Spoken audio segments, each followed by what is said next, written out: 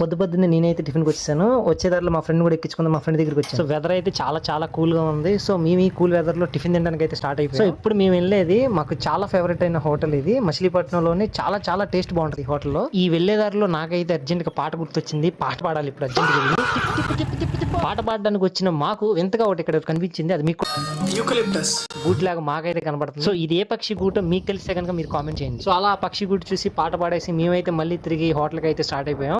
So ఇదే అనమాట hotel. ఇది రామయ్య హోటల్. ఇది కరెక్ట్ గా జెట్పీకి వెళ్ళే దారిలో ఉంటుంది చిలకలపూడి నుంచి. నేనైతే వెళ్ళగానే ముందు 2 ఇడ్లీ అయితే చెప్పాను. అలా కొంచెం పప్పు చట్నీ, అలా కొంచెం అల్ల చట్నీ వేసి అక్కడ 2 ఇడ్లీ అయితే ఇచ్చింది. ఇడ్లీ టేస్ట్ అయితే చాలా చాలా చాలా బాగుంది. ఇక్కడ అన్నయ్య దోశలు వేస్తున్నాడు. ఇక్కడ నా దోశ కూడా ఉంది. సో ఆ దోశ కోసం నేను వెయిట్ చేస్తున్నాను. ఫైనల్లీ మన దోశ అయితే ఇదైతే పెసరట్టు. ఈ పెసరట్టు అయితే చాలా క్రిస్పీగా ఆనియన్స్ ఎక్కువ వేసి చాలా బాగుంది. ఇలాంటి వెదర్ లో ఈ దోశ తింటే అదిరిపోయింది అసలు. అలా నా పెసరట్టు తినేసి టీ అయితే చెప్పేశాను. ఈ వెదర్ లో ఈ టీ తాగుతుంటే వేరే లెవెల్ ఉంది. ఇలాంటి బ్లాగ్ కంటెంట్ కోసం ఫాలో కొట్టి పెట్టుకోండి. Signing off.